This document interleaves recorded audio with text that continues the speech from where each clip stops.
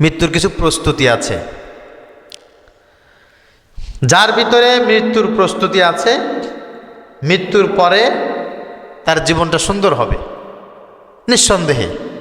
আর যার ভিতরে মৃত্যুর প্রস্তুতি নাই, মৃত্যুর পর তার অবস্থা খুব খারাপ, মারাত্মক খারাপ।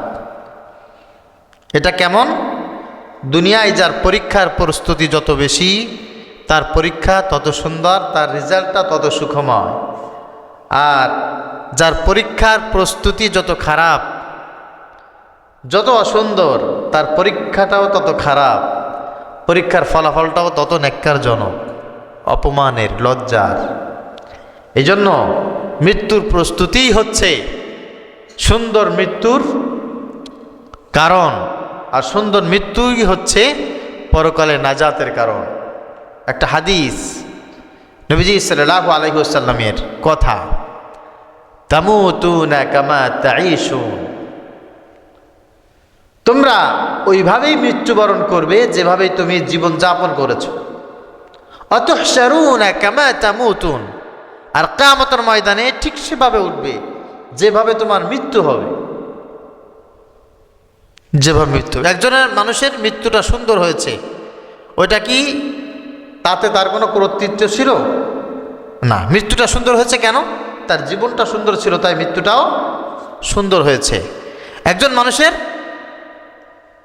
মৃত্যুর পরে যে জীবনটা, ওইটা সুন্দর হয়েছে কেন? তার মৃত্যুটা সুন্দর ছিল। এজন্য মৃত্যু তার সুন্দর হয়, মৃত্যুর পরবর্তী জীবন তার সুন্দর হয় যার প্রস্তুতি মৃত্যুর জন্য যত বেশি সুন্দর হয়। এজন্য আমরা এই মুহূর্তে একটা প্রস্তুতি নিব, একটা প্রতিজ্ঞা হব ইনশাআল্লাহ। আমরা এখন থেকে মৃত্যুর প্রস্তুতি নেব ইনশাআল্লাহ। বলেন। গত 2 দিন আগে ঢাকায় মালদ্বীপ মসজিদে আমি একটা জানাজা পড়িয়েছিলাম।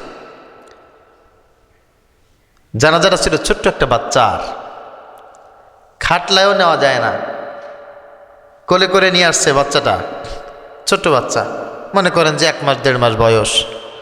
বাচ্চাটাকে গোসল করায়া, কাপড়ে কাপড় পরায়া বাচ্চাটাকে কোলে করে নিয়ে আসছে, মাদ্রাসার সামনে রাখছে। মালদ্বীপ মাদ্রাসার সামনে একটা বেঞ্চের উপরে রেখে সবাই জানাজার জন্য দাঁড়িয়ে গেছে। ওর বাবা মা বা ও জীবনে কল্পনা করছিল যে আমি এই বয়সে চলে যাব। তাহলে বোঝা গেল 1 মাস 1.5 মাস বয়সের মৃত্যু হয়, আবার 1 বছর 2 বছরেও হয়, আবার 100 বছরেও হয়। ইচ্ছাটা কার? যে বয়সে আছি। আমাদের এই যে বাহির দিয়ায় মাত্র 4 দিন আগে একটা ছেলে মারা গেছে, ক্লাস 5-এ পড়ে। জানেন আপনারা? হ্যাঁ, শুনছেন না? ক্লাস 5-এ পড়ে একটা বাচ্চা মারা গেছে। এখন আপনাদের মতো যারা এখানে আছে, আপনারা যদি চিন্তা করেন যে আমার মৃত্যুর প্রস্তুতি এখন নিতে হবে কেন, আমি তো এখন ছোট, মাত্র কেরাত বিভাগে পড়ি, নুরানি বিভাগে পড়ি, আমি মাত্র হাফেজি পড়তেছি, আমার কি এখন মৃত্যুর সময় হয়েছে নাকি? এরকম প্ল্যান প্রোগ্রাম মাথার ভিতরে যদি ঘুরপাক খায়, এটা ঠিক হবে? কথা বলেন, ঠিক হবে না। এই জন্য মৃত্যুর প্রস্তুতি সবার জন্য, সবার জন্য। আল্লাহ তাআলা আমাদেরকে বুঝার তৌফিক দান করুক, সকলে বলি আল্লাহুম্মা আমিন। প্রথমেই মৃত্যুর প্রস্তুতি নেওয়ার জন্য যে কাজটি করতে হবে তা হচ্ছে সবসময় মৃত্যুর কথাটা বেশি স্মরণ করতে হবে। উঠতে বসতে চলতে ফিরতে সব সময় একটা জিনিস মাথার ভিতরে থাকবে, তা হচ্ছে আমার মৌত আছে। সব কাজের একটা শেষ আছে, আমার জীবনের একটা শেষ আছে। এই শেষটা হবে আমার মৃত্যু দিয়ে, আর মৃত্যুটা অবধারিত হবেই হবে। মৃত্যুর কথা যে যত বেশি স্মরণ করবে, মৃত্যুর প্রস্তুতি তার তত বেশি সুন্দর হবে। আলহামদুলিল্লাহ বলেন। আল্লাহ পাক রব্বুল আলামিন বলছেন, কুল্লু নাফসিন যায়িকাতুল মাউত সুম্মা ইলাইনা তুরজাউন। যারা জন্মগ্রহণ করেছে প্রত্যেকটি এমন মাখলুকের একদিন মৃত্যুবরণ করতে হবে। আল্লাহ পাক রব্বুল আলামিনের কাছেই তার ফিরতে হবে।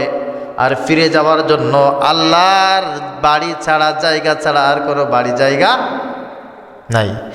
সব সময়ের জন্য মাথার ভিতরে রাখতে হবে, আমার তো মৌত হয়ে যাবে অল্প কিছুক্ষণ পরে, আমার মৌত, কালকে আমার মৌত না, এখন দুপুর সন্ধ্যায় আমার মৌত না, তাও না, এখন জোহরের সময় আসরের সময় আমার মৌত বলে, তাও না, আমি এখন নামাজ আদায় করতেছি, নামাজ পড়তে দাঁড়িয়েছি, নামাজ শেষ করার সাথে সাথে আমার মউত বলে এটাও না।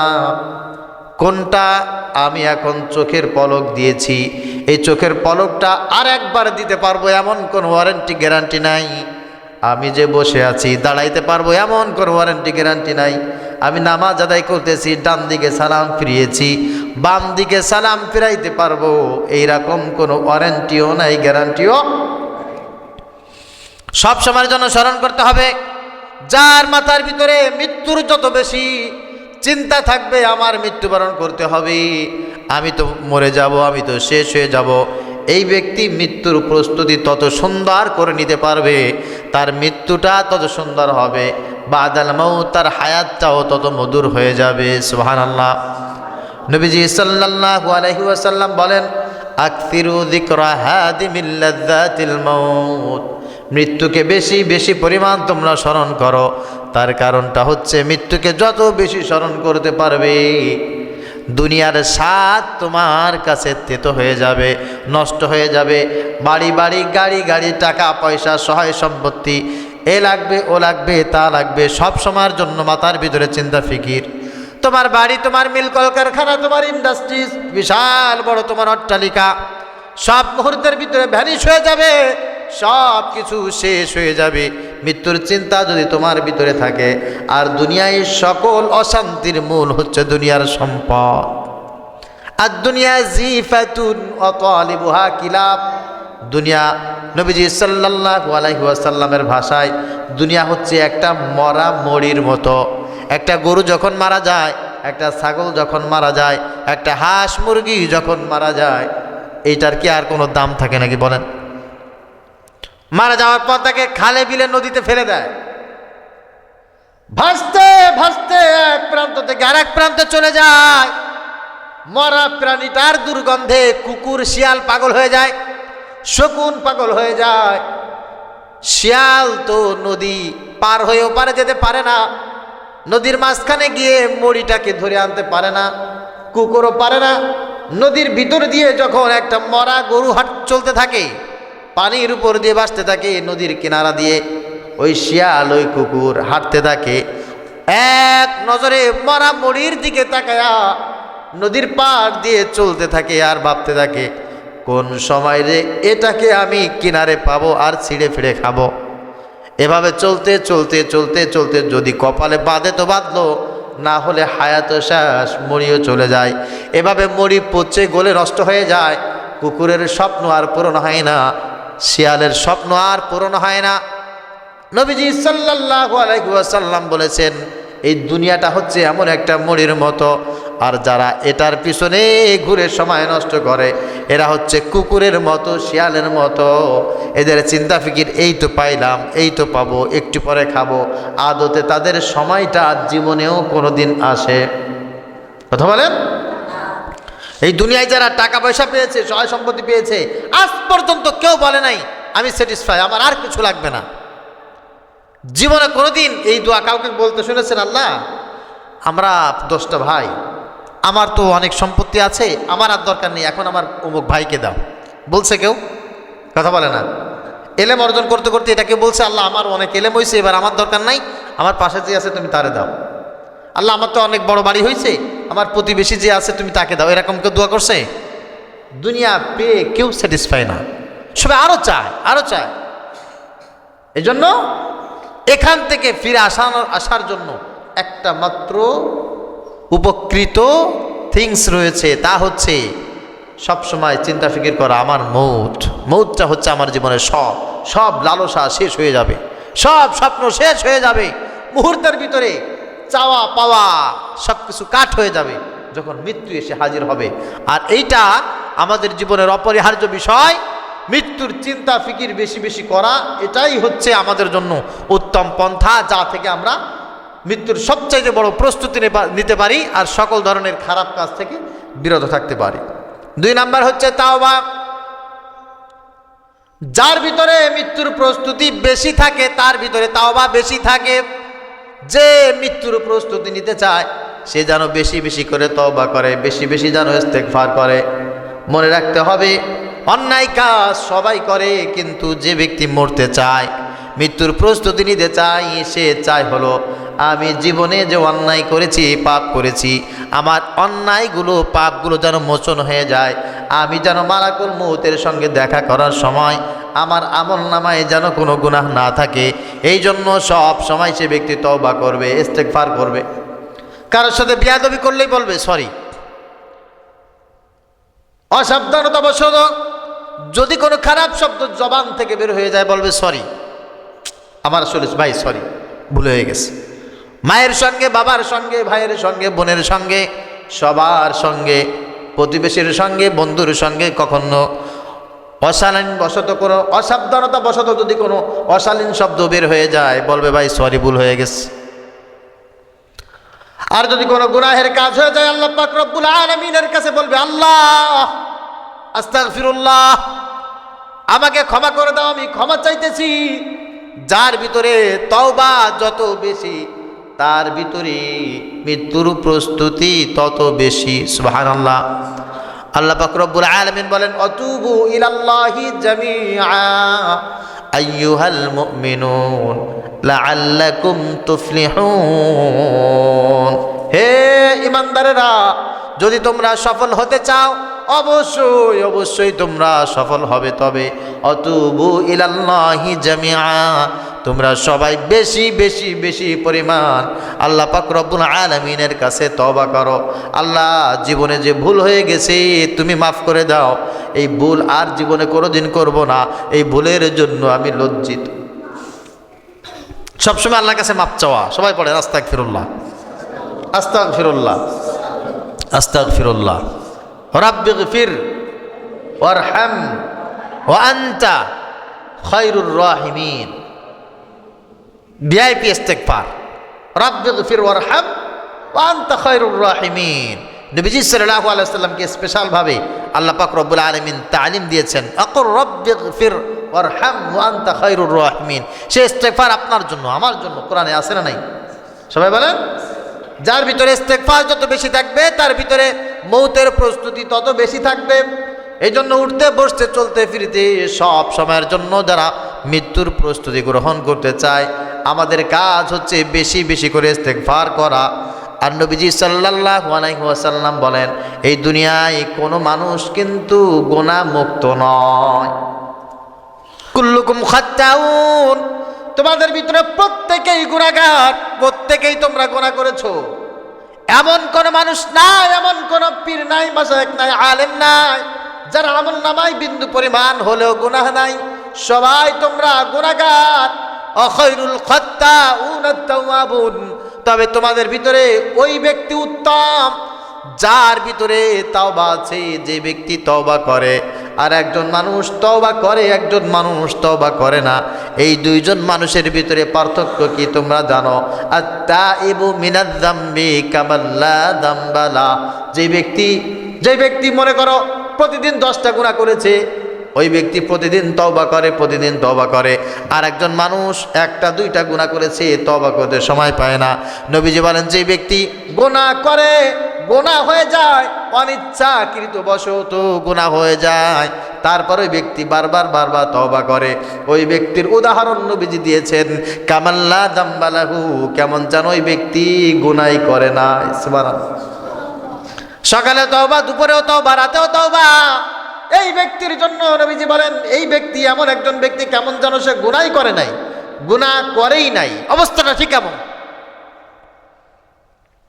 এই জন্য তওবা করার জন্য ইখলাস দরকার, তওবা করার জন্য হিম্মত দরকার।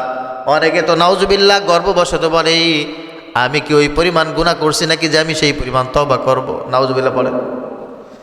অনেক আলেম বয়ানের সময় কান্নাকাটি করে, এই কান্না দেখে দু একটা অসভ্য বলে, হুজুর জীবনে এই পরিমাণ অন্যায় করেছে, গুনাহ করেছে, যেই পরিমাণ কাঁদতেছে।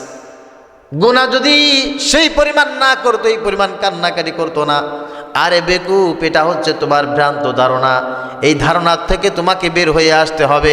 মনে করো যে ব্যক্তি কান্নাকাটি করছে, এই ব্যক্তি তওবা করছে, আর তওবাকারীর উদাহরণ নবীজি বলেছেন কেমন জানো, সে গুনাহ করে নাই। তুমি যদি কান্নাকাটি করতে, আল্লাহ পাক রব্বুল আলামিনের হাবিবের কথা তোমার জীবনে সত্য হতো, কেমন জানো তুমি গুনাহ করো নাই। একজন মানুষ সারাদিন নামাজ পড়ে, সবসময় জিকির করে, তেলাওয়াত করে, কিন্তু তওবা করে না, মুনাজাত করে, কান্নাকাটি করে না। আর একজন মানুষ ঠিক মতো সব কিছু করতে পারে না, তারপরেও যখন হাত উঠায় তখন চোখ দিয়ে পানি পড়ে, আল্লাহর কাছে চায়, আল্লাহর কাছে কান্নাকাটি করে। নবীজি বলেন, এই যে ব্যক্তি বেশি বেশি তওবা করে, বেশি বেশি আল্লাহর কাছে ক্ষমা চায়, এই ব্যক্তির উদাহরণটা হলো কেমন জানো, এই ব্যক্তি জীবনে কোনোদিন কোনো গুনাহ করে নাই। এই জন্য যাদের ইচ্ছা আমি মৃত্যুর প্রস্তুতি নেব, আমার মৃত্যুটা সুন্দর হোক, আমার মৃত্যুর পরবর্তী জীবনটা সুখের হোক, এদের জন্য সব চাইতে বেশি করণীয় হলো বেশি বেশি করে তওবা করবে, বেশি বেশি করে আল্লাহর কাছে রোনা জারি করবে। আল্লাহ পাক রব্বুল আলামিন তৌফিক দান করুক, সকলে পড়ি আমিন। 3 নম্বরে যারা মৃত্যুর প্রস্তুতি গ্রহণ করতে চায় তাদের জন্য সবচাইতে উৎকৃষ্ট উদাহরণ হচ্ছে সালাতুন খামসা, 5 ওয়াক্ত নামাজ জামাতের সাথে সঠিক সময়ে, উৎকৃষ্ট সময়ে মসজিদে এসে জামাতের সাথে আদায় করা। নারী যারা আছে আউয়াল ওয়াক্তে 5 ওয়াক্ত নামাজ ওক্ত মতো আদায় করবে। যার নামাজ যত বেশি সুন্দর, তার জীবনে মৃত্যুর প্রস্তুতি তত বেশি সুন্দর। সুবহানাল্লাহ। যার জীবনে নামাজ নাই তার মৃত্যু সুন্দর হবে না, তার মৃত্যুর প্রস্তুতি নাই, মৃত্যুর প্রস্তুতি থেকে সে অনেক দূরে। বাইদুম মিনাল মাউত, যার ভিতরে নামাজ নাই তার মৃত্যু যন্ত্রণা থেকে সে অনেক কাছে। আর যার জীবনে নামাজ আছে সব কল্যাণ তার ভিতরে, মৃত্যু তার সুন্দর হবে, মৃত্যুর প্রস্তুতিটাও তার সুন্দর হয়ে যাবে।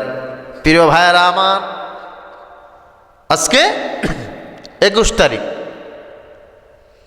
আজকের দিনে সকাল 10:40 সারা বাংলাদেশে প্রচণ্ড আকারে ভূমিকম্প হয়েছে, ঠিক কিনা?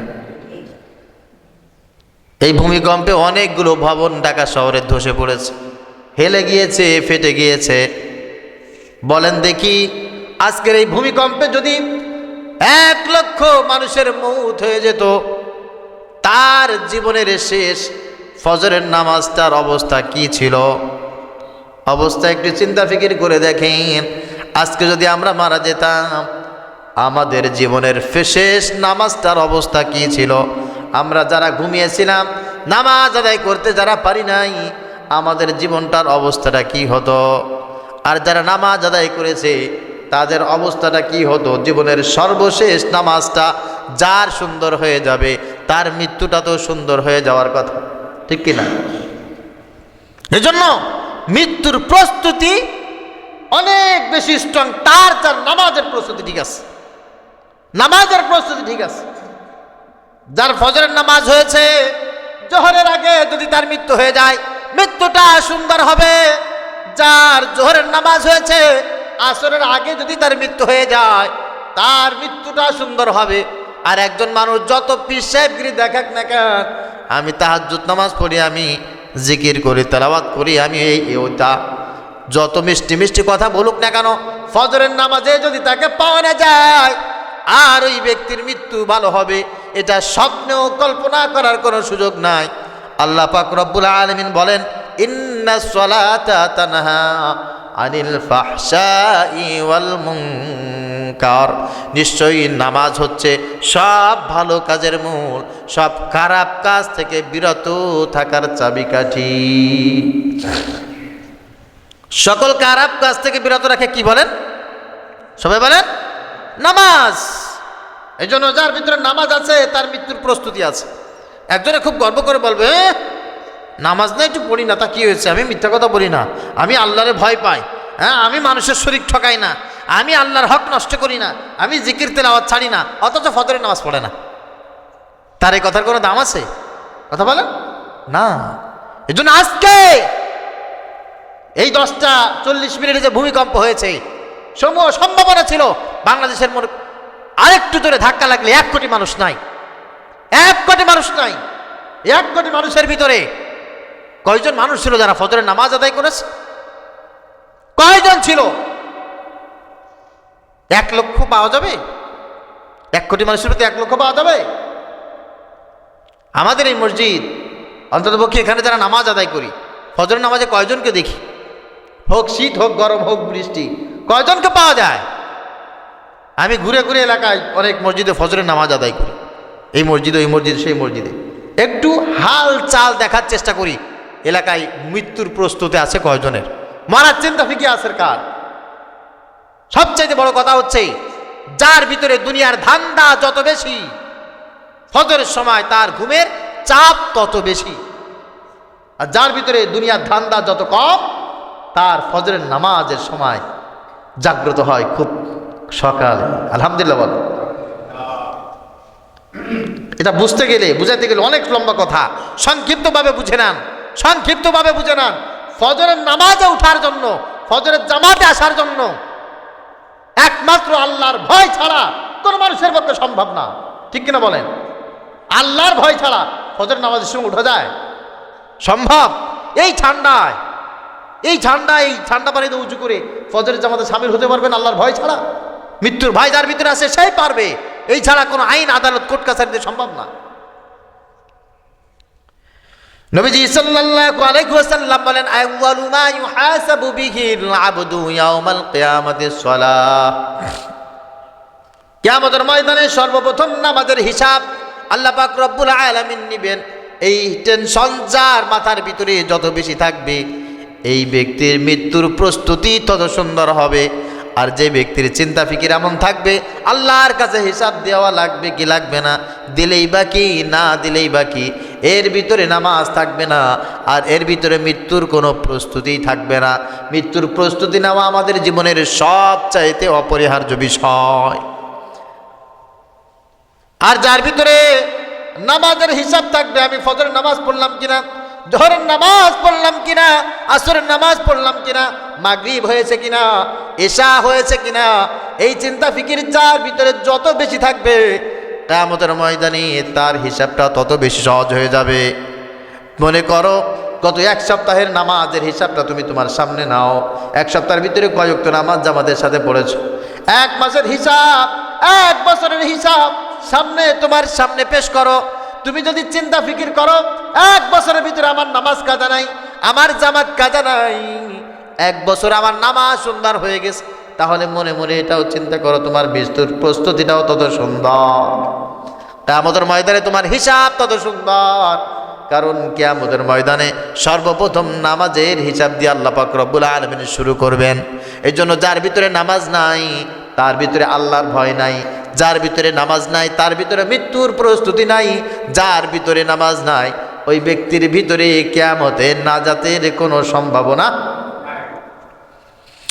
লা সালাতা লিমান লা দীনা লাহু।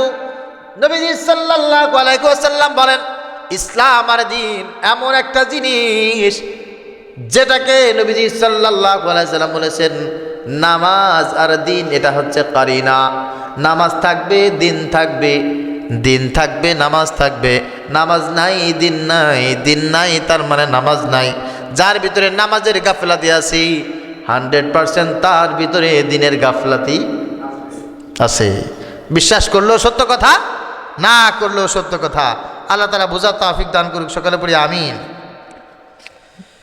পরবর্তীতে ওই ব্যক্তির ভিতরে মৃত্যুর প্রস্তুতি সবচাইতে বেশি, আর মৃত্যুর প্রস্তুতি নেওয়ার জন্য যেই জিনিসটা করা সবচাইতে বেশি জরুরি তা হচ্ছে 1 নম্বরে তারকুজ জুলুম, জুলুম ছেড়ে দেওয়া।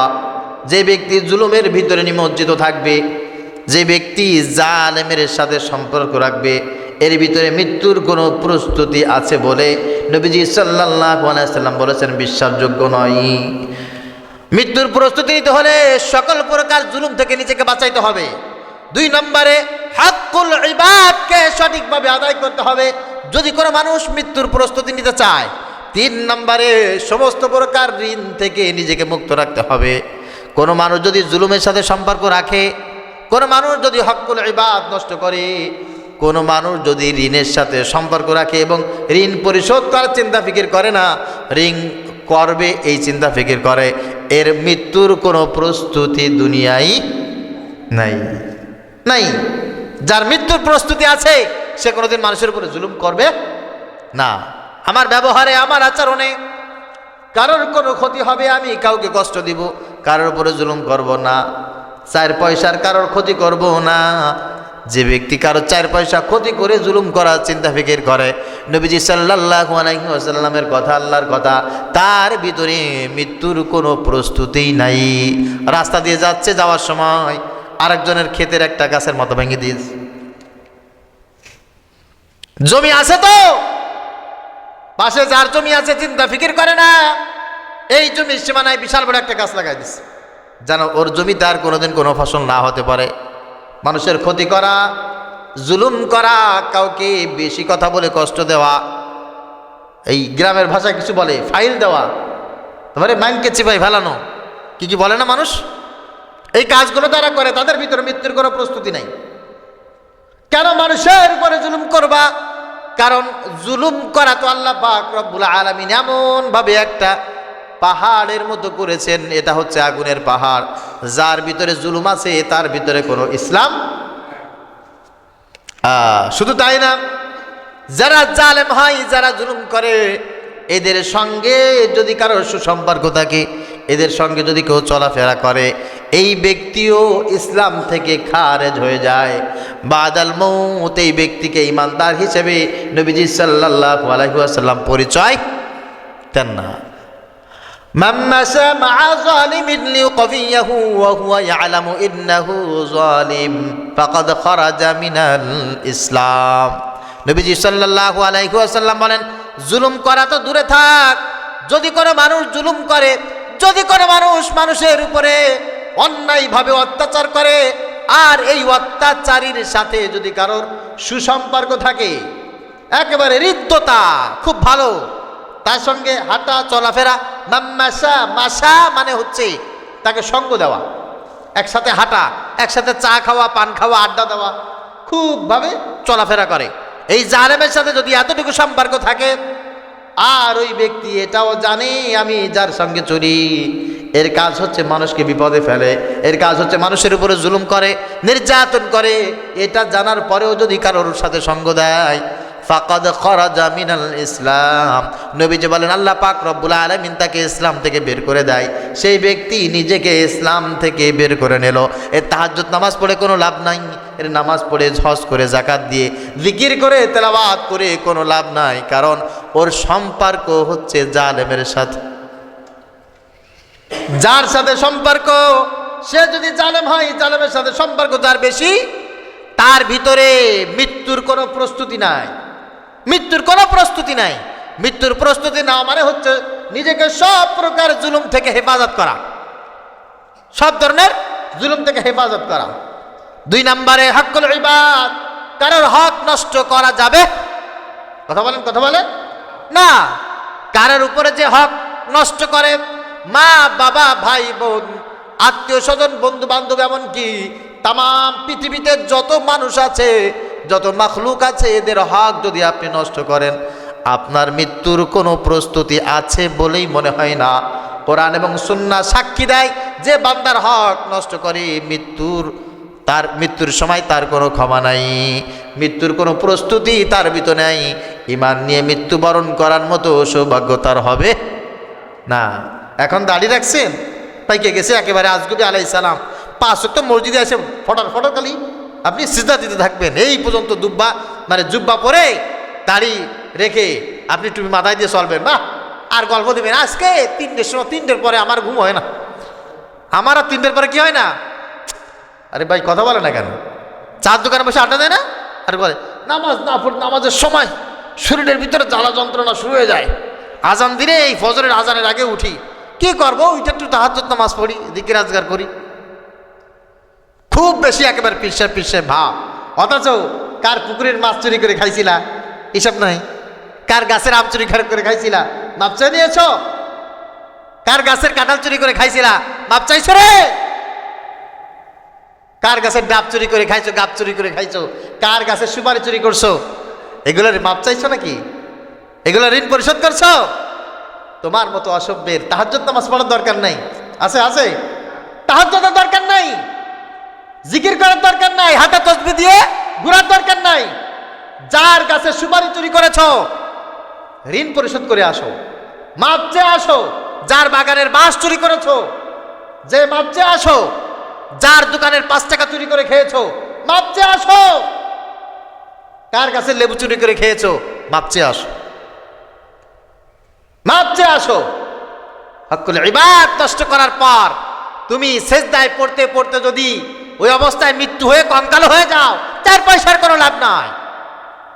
যে ব্যক্তি মানুষের হক নষ্ট করে তার মৃত্যু সুখের হয় না, তার ভিতরে কোনো মৃত্যুর প্রস্তুতি থাকে না, তার ভিতরে কোনো ঈমানই অবশিষ্ট থাকে না, নাজাতের কোনো রাস্তা তার জন্য বাকি থাকে না।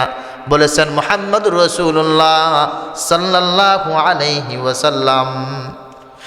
নবীজি সাল্লাল্লাহু আলাইহি ওয়াসাল্লাম আমাদেরকে চমৎকার ভাবে উদাহরণ দিয়ে বলেছেন, খবরদার কোন অবস্থায় যেন তোমরা বান্দার হক নষ্ট করো না।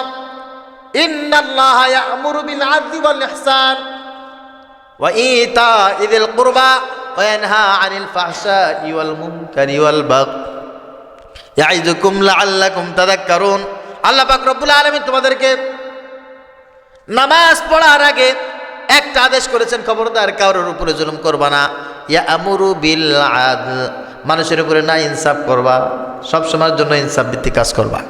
এটা নামাজের আগে এই আদেশ আসছে না ইনসাফের। তা তুমি মানুষের উপরে ইনসাফ করবা না, বেইনসাফি কাজ করবা, হ্যাঁ, আর কোরআন খতম করবা, জিকির করবা, বাড়ি ডেলি ডেলি মিলাদ পড়াবা, হুজুরদেরকে মিষ্টি মিঠাই খাওয়া এমন মনে করবা যে একেবারে চলে আসছি। এটা নাকি কথা বলেন? এটা ইয়া'মুরু বিল আদলি, আদলি সব সময়ের জন্য ইনসাফ, আল ইহসান দয়া ক্ষমা প্রদর্শন, এইটা আগে, নামাজ আগে না। নামাজের দরকার আছে। তোমার যদি এক ওয়াক্ত নামাজ কাজা হয়ে যায়, আল্লাহর কাছে চুপি সারে একেবারে নিজেকে সঁপে দিয়ে যদি বলতে পারো, আল্লাহ নামাজ তো 1 বছর পড়তে পারি নাই, আমি তো বুঝতাম না, আল্লাহ নামাজ তো আমার কাজা হয়ে গেছে, আল্লাহ রোজা তো আমি রাখতে পারি নাই, আমি তো যৌবনের তাড়নায় আমি তো রোজা নষ্ট করেছি, আল্লাহ আমি তো জাকাত দিতে পারি নাই, আল্লাহ আমার তো হজ ফরজ ছিল আমি তো করতে পারি নাই সামর্থ্য থাকা অবস্থায়। যদি তুমি কান্নাকাটি করে তওবা করো, আল্লাহ মাফ করলে করতে পারে।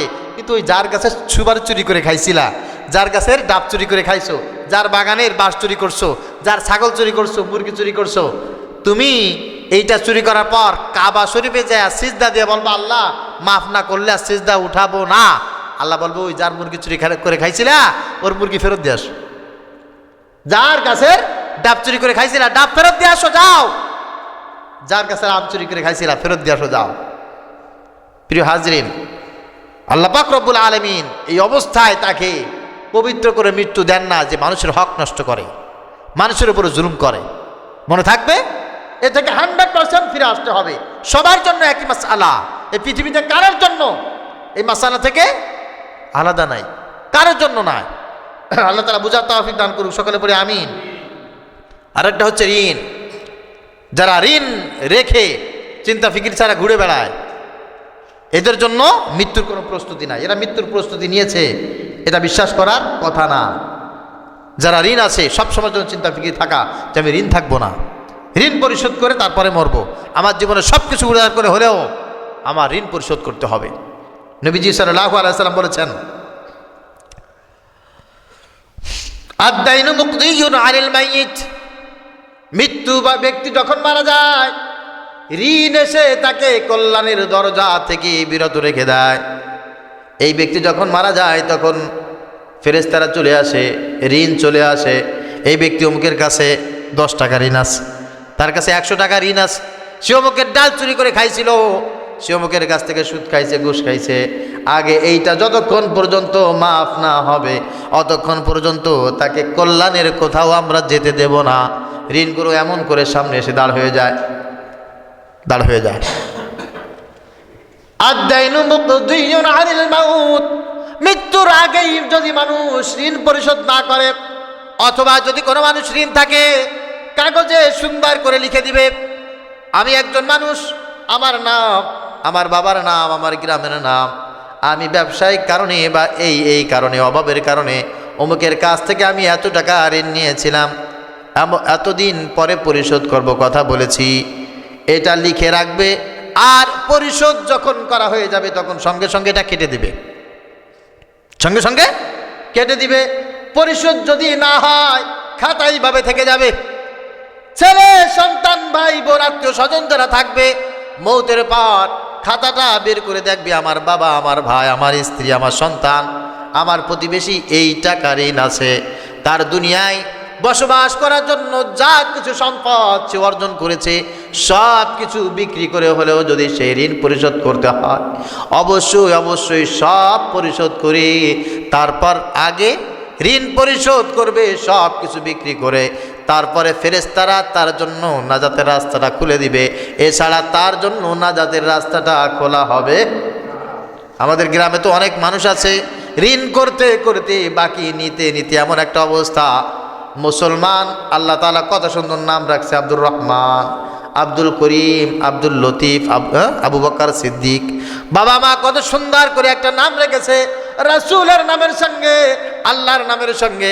আর এই ব্যক্তির লেনা দেনা, আচার আচরণ, মুআমালা মুআশারা এত খারাপ, মানুষজন তাকে নাম দিয়েছে চিটার আবু বকর, চিটার আব্দুর রহমান। আছে না নাই? হ্যাঁ, এর জন্য ওর কোনো অনুশোচনাও নাই যে আমার এই লোকে চিটার বলে, অনুশোচনাও নাই। যারা তারা দেখা হবে, ভাই 100 টাকা দাও, ঠিক আমি কালকে দিয়ে দিবেন। দুলা ভাই 50 টাকা দে তো কালকে দিয়ে দেবো। আরে খালাতো ভাই কি অবস্থা, 500 টাকা দাও তো কালকে দিয়ে দেবো। কালকে দেব এই চিন্তা ফিকির করে কত টাকা তুমি নিয়েছো, কার কাছ থেকে নিয়েছো, কোনো হিসাব নাই, কোনো হিসাব করে নাই। এটারে আমাদের গ্রাম্য ভাষা কি বলে বলেন? সবাই বলে চিটার। এই চিটার যারা, এরা যখন মারা যাবে সব ঋণ এসে কল্যাণের দরজা এসে দাঁড়ায় থাকবে, আমি তার ঋণ এটা পরিশোধ করার ব্যবস্থা করো। এটা পরিশোধ করার আগ পর্যন্ত আল্লাহর যত নিয়ামত আছে তার জন্য হারাম বলেছেন মুহাম্মদুর রাসূলুল্লাহ সাল্লাল্লাহু আলাইহি ওয়াসাল্লাম। মনে থাকবে? আল্লাহ বুঝার তৌফিক দান করে, সকলে পড়ি আমিন। খাসলাতুন তাইয়্যিবাতুন, সব সময়ের জন্য দাইমান ভালো কাজের অভ্যাস যার ভিতরে থাকবে তার ভিতরে মৃত্যুর প্রস্তুতি আছে। মৃত্যুর প্রস্তুতি যারা নিতে চায় তারা যেন সব সময়ের জন্য ভালো কাজের প্রস্তুতিকে অভ্যাস বানিয়ে দেয়। নামাজ পড়া একটা অভ্যাসে পরিণত হবে, জিকির করা অভ্যাসে পরিণত হবে, সকালবেলা একটু জিকির আজগার করা অভ্যাসে পরিণত হবে, মানুষকে উপদেশ দেওয়া, ভালো কথা বলা, খারাপ কাজ থেকে বিরত আসা, সব ভালো কাজগুলো যার অভ্যাসে পরিণত হয়ে যায় এই ব্যক্তির ভিতরে মৃত্যুর প্রস্তুতি থাকে। আর ভালো কাজ করা যার অভ্যাস না, বরঞ্চ খারাপ কাজ করা যার অভ্যাস, মনে রাখতে হবে মৃত্যুর প্রস্তুতি থেকে, মৃত্যুর যন্ত্রণা থেকে সে কোনো দিন রেহাই পাবে না। এই জন্য দেখবেন কিছু সংখ্যক মানুষ কথা বলতে বলতে বলতে বলতে এই পরিমাণ বলে, মিথ্যা বলেও নিজেও টের পায় না, ও যে গালি দিয়ে ফেলায় নিজেও বোঝে না। ভালো কথা বললেও তার ভিতরে গালি দেয়, সত্য কথা বলতে বলতে তার ভিতরে মিথ্যা কথা বলে। এই পরিমাণ মিথ্যা কথা বলে কারণটা কি? ওর ভিতরে মৃত্যুর কোনো টেনশন নাই, মৃত্যুর কোনো প্রস্তুতি নাই। এই জন্য ভালো কাজকে যারা সব সময়ের জন্য অভ্যাস বানায়, আল্লাহ পাক রব্বুল আলামিন বলেন তার ভিতরে মৃত্যুর প্রস্তুতি তত বেশি থাকে। আল্লাহ তাআলা বলেছেন, ওয়া তুকদ্দিমু লিআনফুসিকুম মিন খায়রিন তাজিদুহু ইনদাল্লাহ হুয়া খায়রাও ওয়া আ'যামা আজরা আস্তাগফিরুল্লাহ ইন্নাল্লাহা গফুরুর রহিম। ওই ব্যক্তির ভিতরে ভালো কাজের অভ্যাসটা এরকম তৈরি হয়, আমি এখন যে কাজটা করতেছি এই কাজটার হিসাব একটু পর আল্লাহ পাক রব্বুল আলামিন আমাকে দেবেন। পানি পান করব, প্রথমে গ্লাসটা ধরবো ডান হাত দিয়ে, মৃত্যুর প্রস্তুতি। একটা আমি চা পান করব, পানি পান করব, যখন আমাকে চার কাপটা দেওয়া হবে, পানির গ্লাসটা আমার কাছে দেওয়া হবে, আমি আগে বাম হাতে ধরবো না, আমি সর্বপ্রথম ডান হাত দিয়ে ধরবো। ধরার পর এটাকে আমি তাকায়া দেখবো এই পানিটা পরিষ্কার নাকি অপরিষ্কার। এটা ধরলাম ডান হাত দিয়ে, এটা আমার মৃত্যুর প্রস্তুতি। আমি এটা দেখলাম, এটাও মৃত্যুর প্রস্তুতি। তারপরে আমি মুখে দিলাম, মুখে দেওয়ার আগে বলবো বিসমিল্লাহ, মৃত্যুর প্রস্তুতি। মুখ থেকে প্রথমে যদি পানি পান করি, প্রথমে আমি এক শ্বাসে যতটুকু পান করা যায় এক ঢোক পান করব। পরে আমি পানির গ্লাসটা নামিয়ে দিলাম, এবার আমি আমার শ্বাসটা ছেড়ে দিলাম, আবার মুখে দেব, 2 ঢোক একসাথে পান করব, 2 ঢোক। তারপরে আবার নিচে নামিয়ে নিলাম। তারপরে আমি যখন পানি পান করব, এক শ্বাসে যতটুকু পারি এই পরিমাণ। কিন্তু প্রথমে গিলাস ধরেই আমি বিসমিল্লাহ নাই, ডান হাত দিয়ে ধরা নাই, ভিতরে তাকিয়ে দেখার কোনো সময়ও আমার নাই। গিলাস ধরলাম, একসাথে এক ঢুকে আমি শেষ করে ফেলে দিলাম। এই কাজটা যদি হয়, মনে করবেন মৃত্যুর প্রস্তুতি আপনার ভিতরে নাই। এই জন্য প্রত্যেকটি কাজ ছোট হোক বা বড় হোক, সুন্দরভাবে যারা করার চেষ্টা করে এর ভিতরে মৃত্যুর প্রস্তুতি আছে। আর সুন্দরভাবে যারা করে না, তার ভিতরে মৃত্যুর প্রস্তুতি। আল্লাহ বলছেন, ওমা তুকদ্দিমু লিআনফুসিকুম মিন খায়রিন তাজিদুহু ইনদাল্লাহ। ছোট হোক বড় হোক, কাজ যেটা করছো না কেন দেখবে তাজিদুহু ইনদাল্লাহ, আল্লাহ পাক রব্বুল আলামিন তোমার সব কিছু জমা রেখে দিয়েছেন, সব কিছু জমা আছে। আল্লাহ আমাদেরকে বোঝার তৌফিক দান করে, সকলে বলি আমিন। নবীজি সাল্লাল্লাহু আলাইহি ওয়াসাল্লাম বলেন, ইযা মাতাল ইনসান ইনকাতা আনহু আমালুহু ইল্লা মিন সালাসা, ইল্লা মিন সাদাকাতিন জারিয়াতিন আও ইলমিন ইউনতাফাউ বিহি আও ওয়ালাদিন সালিহিন ইয়াদউ লা। মানুষ যখন মরে যায়, ভালো কাজ করার মতো কোনো যোগ্যতা থাকে না, খারাপ কাজ করার মতো কোনো যোগ্যতা থাকে না। বেঁচে আছে, ভালো কাজ করার যোগ্যতা আছে, খারাপ কাজ করার যোগ্যতা আছে। তবে হ্যাঁ, তিনটি কাজ সব সময়ের জন্য প্রবাহমান থাকে। যদি কোনো সদকায়ে জারিয়ার কাজ করে যায়, এই কাজটা সব সময়ের জন্য তার জন্য বহমান। 2 নম্বর হচ্ছে উপকারী ইলম যদি মানুষকে শিখিয়ে যায়, এই ইলমটা যতদিন পর্যন্ত বিচরণ, ততদিন পর্যন্ত তার কাছে সওয়াব যেতে থাকে। 3 নম্বরে যদি কোনো নেক সন্তান জমিনে রেখে যায়, এই সন্তান দুনিয়ায় যত ভালো কাজ করে আল্লাহ পাক রব্বুল আলামিন কবরে তার ভিতরে এগুলি পৌঁছায় দিতে থাকেন। এই জন্য এই কাজগুলিকে যারা ভালো কাজের জন্য অভ্যাস বানিয়ে নেয়, মৃত্যুর প্রস্তুতি তার জন্য তত সুন্দর। একেবারে সর্বশেষ যেই কাজটা মৃত্যুর প্রস্তুতি সবচাইতে বেশি করণীয়, তা হচ্ছে ওসিয়াত। ওসিয়াত ওসিয়াত যার জীবনে যত বেশি সুন্দর, তার মৃত্যু তত সুন্দর, তার মৃত্যুর প্রস্তুতি তত সুন্দর। যার জীবনে ওসিয়াত নাই, তার জীবনে সুন্দর মউত নাই। যার জীবনে ওসিয়াত নাই, তার মৃত্যুটা তত সুখময় নয়, মৃত্যুর পরবর্তী জীবনটাও তার জন্য কষ্টের। বাড়ি একটা সুন্দর বানাইছো, মাশাআল্লাহ। কোন জায়গা বাড়ি বানাবা? বলে রাস্তার পাশে, দামি জায়গায়, শহরের পাশে, বাজারের পাশে, হসপিটালের পাশে, সুন্দর জায়গায় বাড়ি করব। লাভ কি? যে কোনো সময় অসুস্থ হলে জানো আমি হসপিটালে যেতে পারি, আমি বাজার থেকে ফেরার সময় যেন আমি রাস্তার পাশে থাকতে পারি।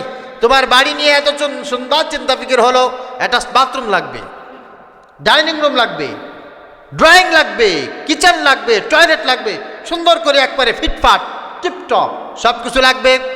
হিসাবটা তুমি বারবার করেছো, এই বাড়ি তুমি কয়দিন থাকবে এটাও তো একটু হিসাব করা দরকার। কত মানুষ আমি নিজে জানাজা পড়াইলাম, যার অর্থ দিয়ে এই বাহির দেয় মাদ্রাসা প্রতিষ্ঠিত, একজন মহিলার টাকা দিয়ে। আপনারা জানেন না? অনেকে ক্লিয়ার না। আমার বড় দুলাভাইয়ের বোন, তিনি যখন ইন্তেকাল করলেন, তার 1,60,000 টাকা একটা ডিপিএস ছিল, সেই টাকাটা দান করেছিল। আমি তখন অচিনতলা মাদ্রাসায় শিক্ষকতা করি। 33,000 টাকা অচিনতলা মাদ্রাসার বোর্ডিংয়ের 1 মাসের খরচ সব দিয়েছিল। দেওয়ার পর বলছিল আমাদের বাকি টাকাটা আর এক জায়গায় দান করব। তখন আমার দাদা জীবিত ছিলেন। আমি দাদাকে বললাম, দাদা আমি যদি একটা মাদ্রাসা করি, আপনি আমাকে জায়গা দিবেন? দেব। কোথায়? তো মাদ্রাসা কত বড় হবে, ছোট হবে, কেমন জায়গা মাদ্রাসা দরকার, এইটা দাদার চিন্তা ফিকিরে ছিল না। দাদার চিন্তা ফিকির ছিল আমার আব্বা আম্মার কবর আছে এই জায়গা, ওই জায়গা যদি একটু মাদ্রাসা হয়, ওই জায়গা যদি কোরআন শরীফ পড়ে, আমার আব্বা আম্মা অন্তত পক্ষে কবরে ভালো থাকবে। এই চিন্তা ফিকির করে ওখান থেকে হাঁটতে হাঁটতে হাঁটতে হাঁটতে এসে বলছে কি যে এই জায়গা বানাও, এই জায়গা বানাও। তখন এই জায়গায় তাদের ওই 1,60,000 টাকার 33,000 টাকা অচিনতলা মাদ্রাসায় দেওয়ার পর বাকি যে টাকা ছিল, সেই টাকা দিয়ে আমরা কাজ শুরু করেছিলাম। ওই কর্নারে, ওই যে বিল্ডিংটা দেখছেন, পুরাতন অফিস রুম, ওই ঘরটা দিয়ে আমরা শুরু করছিলাম। এ দিয়ে হয় নাই। পরবর্তীতে ইসলামী অ্যাকাউন্টে তার আরও একটা ডিপিএস ছিল 2,50,000 টাকার। ওই ডিপিএসটা ভাঙতে প্রায় 1 বছর সময় লাগছে। মৃত্যুর পরে ব্যাংক থেকে টাকা উঠাইতে অনেক সার্টিফিকেট দেওয়া লাগে না, সেই টাকাটা ওই মাদ্রাসায় দান করছে। এটাই ছিল তাদের মাদ্রাসায় দানকৃত সর্বপ্রথম অর্থ। কয় কোটি টাকা? কথা কয় না? অনেকে তো বলছে যে সেই পরিমাণ টাকা পয়সা আইনা ইমরান খায়া দেয়া সব শেষ করে ফেলাইছে।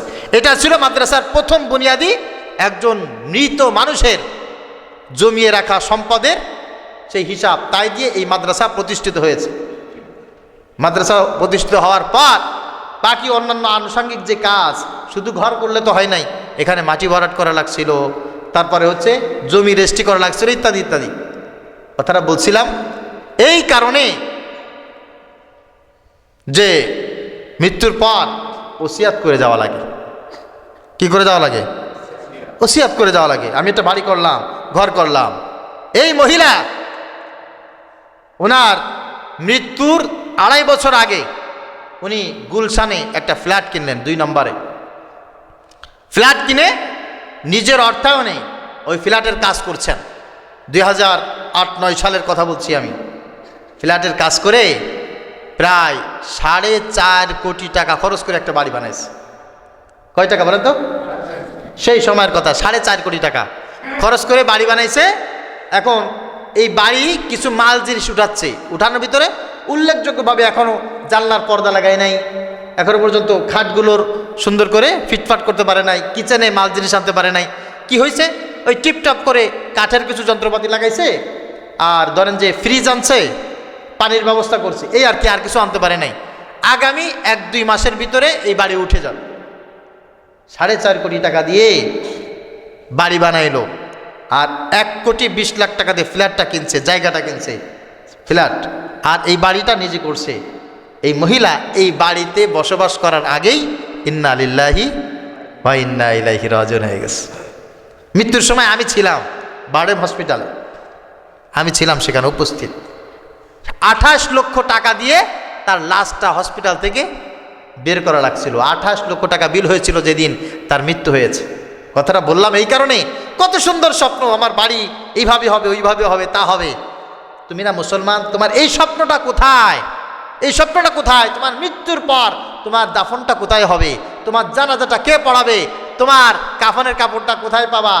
তোমার অনন্ত অসীম যেখানে পড়ে থাকবা কিয়ামত পর্যন্ত, সেখানে তোমার জন্য কে দোয়া করবে? এই চিন্তা ফিকিরটা তোমার কোথায়? এই ওসিয়াতটা তোমার জীবনে নেই। তুমি এখনো পর্যন্ত জানো না, বুড়ো খাটাস হয়ে গেছো, গালে দাঁত পড়ে গেছে, তোমার জানাজা কে পড়াবে তুমি জানো না। চিন্তা ফিকির নেই। জমির আইল ঠেলতে ঠেলতে প্রতিদিন ঠালে, আইল প্রতিদিন ঠালে, বুড়ো বয়সে খাসলাত নষ্ট হয়ে গেছে, ওই অসভ্যর এখনো পর্যন্ত এই হিসাব আসে নাই আমার জানাজাটা কে পড়াবে। এখনো হিসাব আসে নাই ও জানাজার পরে কবরে কে নামবে, ওরে কে গোসল দিবে, এই চিন্তা ফিকির ওর ভিতরে নাই। ও যখন মারা যাবে কবরের মাটিটা কে ঠিক করে দেবে, এই চিন্তা ফিকির ওর না। ওর মৃত্যুর পর ওর কবরে কে যায় একটু দোয়া করবে, এই হিসাব নাই। এই হিসাব যার ভিতরে নাই, তার মৃত্যুর কোনো প্রস্তুতিই নাই। রাগ করতেছে নাকি আমার কথায়? আমার মাফ করে দিয়ে রাগ করলে মরবেন না আপনারা? কথা বলেন। আমার কি যে খারাপ লাগে, আল্লাহর কসম দিয়ে বলছি, আল্লাহর ইজ্জতের কসম, আমি জানা যায় যে সবসময় পিছনের কাতারে দাঁড়ায়, সামনের কাতারে যেতেই চাই না। যা অত লাগে যে কোনো কারণে হোক। ভাই রে ভাই, কোটি কোটি টাকার মালিক, ও সব স্টেপ বাই স্টেপ লিখা আছে। ওর মরার পরে জানাজাটাকে পড়াবে এখন হিসাব করে যাইতে পারে নাই। এক একজনের ঠালে, ও আপনি যান, অমুক যান, তমুক যান। কেন? সারা জীবনে একটা হিসাবই তো তোমার কমপ্লিট করা দরকার। একটা হিসাব। শেষ ভালো যার, কথা বলেন না, শেষ ভালো যার, সব ভালো তার। তা তোমার শেষটা নিয়ে এই ফিকির তোমার কেন হইল না? আমি দেখেছি আমার এলাকায়, দূরে তো আছেই, মরার পর কোথায় দাফন দেবে, কবরটা কোথায় করবে, এই নিয়ে 2 ভাই বোনই মারামারি, কুত্তার মতো কামড়া কামড়ি করতে করতে করতে এমন একটা অবস্থা, এক ভাইয়ের সাথে আরেক ভাইয়ের সম্পর্ক নাই, বোনের সাথে ভাইয়ের কোনো সম্পর্ক নাই। কেন? কবর কোথায় দেবে এই চিন্তা ফিকির নিয়ে। আরে বেকুব, জীবনে এত কিছু করতে পারলা, তোমার কবরটা কোথায় হবে এইটা ঠিক করে যাইতে পারলা না। এই টার্গেট তোমার ভিতরে নাই। কে বলেছো তুমি ইমানদার? কে বলেছো তোমার ভিতর মৃত্যুর প্রস্তুতি আছে? জানাজা কে পড়াবে এই নিয়ে টেনশন, ঝামেলা। কাফনের কাপড় কে কিনে দেবে এই নিয়ে 2 ভাইয়ের ভিতরে মারামারি। আমি যা বলছি জানা থাকলে বলেন তো, এটা সত্য কথা না মিথ্যা কথা? তা আপনি কি করছেন সারা জীবনে? কি করছেন সারা জীবনে? আপনি আপনারা এটা ঠিক করে যাইতে পারেন নাই? একজন মুমিনের সবচাইতে বড় কাজ মৃত্যুর প্রস্তুতি, মৃত্যুর প্রস্তুতি। আর কিছু কিছু লোক তো আছে, মরে গেলে আর কি হবে, শিয়াল কুত্তায় খাইলেও খাবে, সুটকি দিয়ে রাখলেও রাখবে, এরকম চিন্তা ফিকির অনেক আছে না? এদেরকে মুমিন বলা যায়? আহা, তুহফাতুল মুমিনিল মাউত। একজন মুমিনের জন্য আল্লাহর তরফ থেকে মৃত্যুর চাইতে ভালো সুন্দর আর কিছু না। কারণ মৃত্যু হলেই কার সাথে সাক্ষাৎ হয়? কথা বলেন। মৃত্যু হলে আল্লাহর সাথে সাক্ষাৎ হয়। আপনি সেই জিনিসটা নিয়েই খেলতে বসা করলেন। মৃত্যুর সঙ্গেই আপনার সাথে দেখা হবে মুহাম্মদুর রাসূলুল্লাহ সাল্লাল্লাহু আলাইহি ওয়াসাল্লামের। আপনি মৃত্যুবরণ করবেন, কবরে রাখার পর আল্লাহ পাক রব্বুল আলামিন আপনার সামনে হাজির করবেন। আল্লাহর রাসূলকে জিজ্ঞাসা করা হবে, মান হাযার রাজুল, এই ব্যক্তিকে চেনো কিনা বলো। মৃত্যু হলেই তো আমার রাসূলের সঙ্গে দেখা, মৃত্যু হলেই তো আল্লাহর সঙ্গে দেখা। সেই জিনিসটা নিয়ে আপনার চিন্তা ফিকির থাকলো না। সেই জিনিসটা নিয়ে আপনি এত অলসতা করলেন। আপনি বলেই দিলেন, কে জানাজা পড়াইলে পড়াবে, না পড়ালে না পড়াবে, কবে কোথায় রাখলে রাখবে, না রাখলে না রাখবে। আবার তো অনেকে বলে, তুই আমার জানাজায় আসবি না। নাউজুবিল্লাহ। প্রিয় হাজিরিন, এই জন্য বলছিলাম মৃত্যুর প্রস্তুতি হচ্ছে একজন মুমিন বান্দার জীবনের সবচাইতে বড় অপরিহার্য বিষয়।